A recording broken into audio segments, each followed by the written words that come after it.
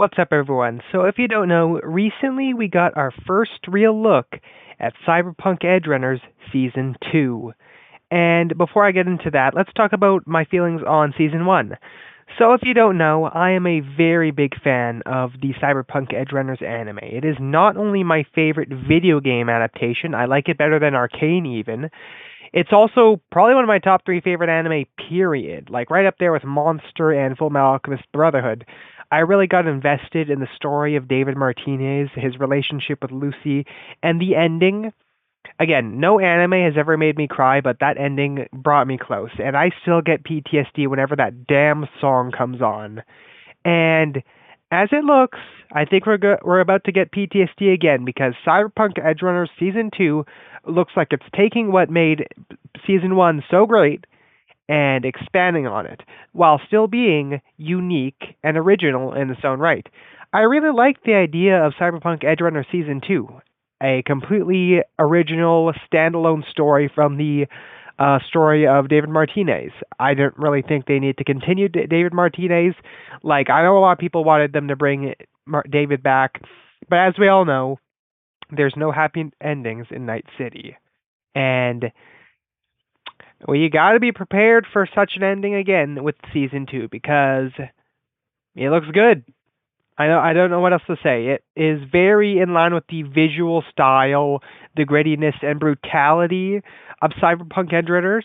Only difference being, I think this one is taking a much grittier and darker approach with its characters. You know, like David Martinez, in spite of his flaws, he wasn't a bad person per se. But I feel like with these characters, they're going to be a lot more flawed and violent than the ones in season 1.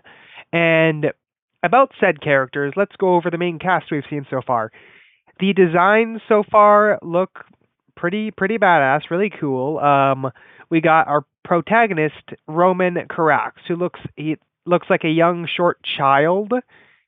Though I thought it was a girl at first. I'm gonna be honest. It looks like he could be a kid, a girl or a boy. It doesn't really matter. But Roman Carax, he is described as a cinephile who wants to kind of document and record the real stories of Night City.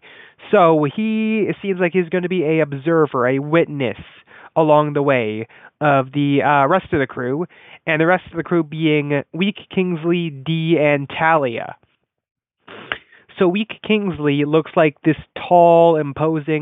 um, tall, imposing figure that is on the verge of cyberpsychosis. I swear to God, I don't have dyslexia.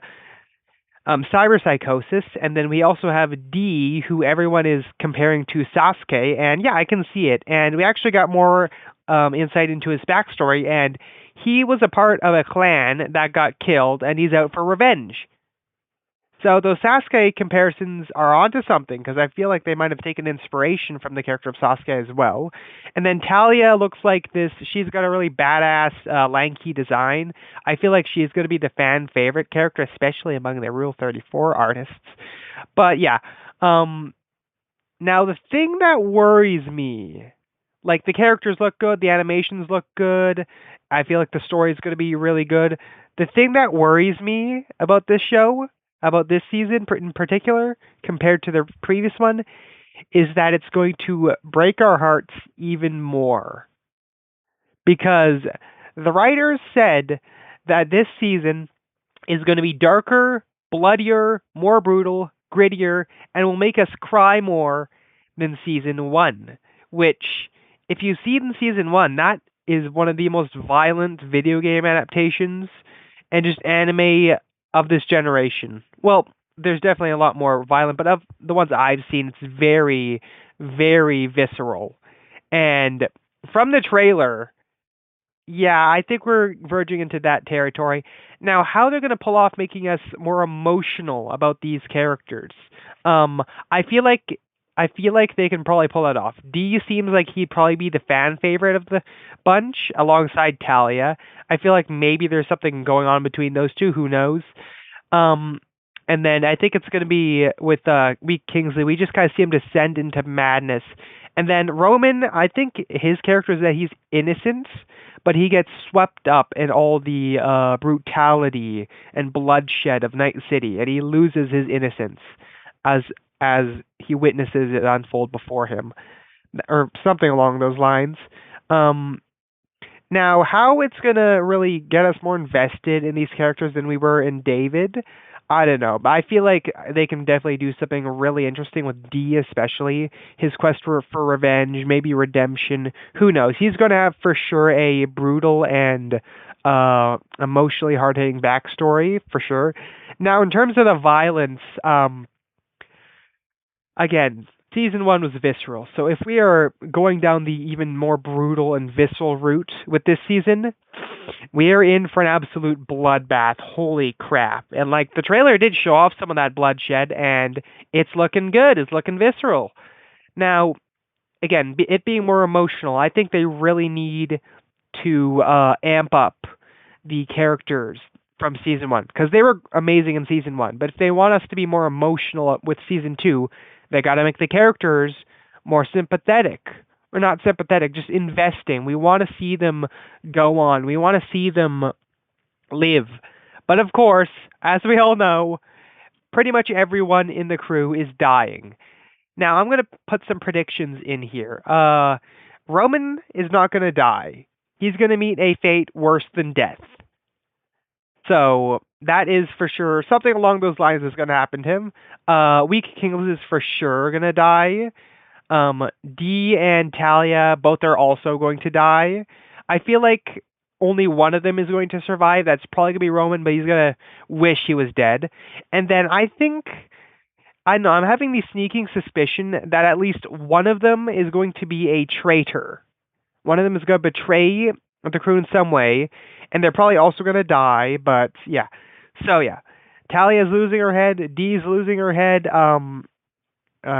Weak Kingsley's probably going to meet the same kind of fate as David. He's also going to die, and Roman either maybe he does survive, but he's traumatized. He loses his innocence, or he goes to Epstein Island, or Cyber Epstein, or whatever this world's equivalent of Epstein is, or whatever. He's going to meet a fate worse than death for sure.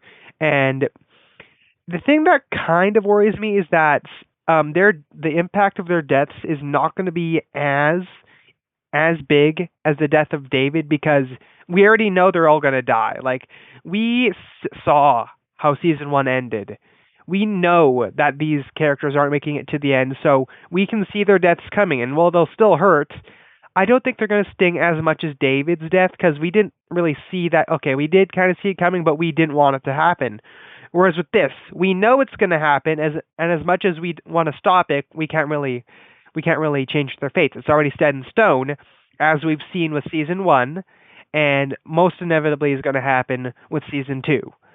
But aside from that, this is once again going to be an absolutely phenomenal video game adaptation. Definitely better than the game for sure. Like, don't get me wrong, I like the game. It's good. It's not without its flaws. It's good. I think from a story standpoint, Cyberpunk Edgerunners is better. But yeah, I can't wait to sink my teeth into the underworld of Night City once more. And yeah, we'll have to wait till fall. I'm going to be anticipating this, and I cannot wait for more heartbreak.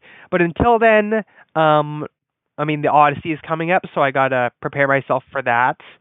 And yeah, I'll see you in our next whatever commentary I have prepared. I'm currently uh, editing my reevaluating and re-ranking my top five books of all time video, and I'm also recording my every book I've ever read ranked. Yeah, you didn't think I'd do that. It's a bit outdated, so I'm going to do an updated version sometime soon. But until then, I will see you. Adios.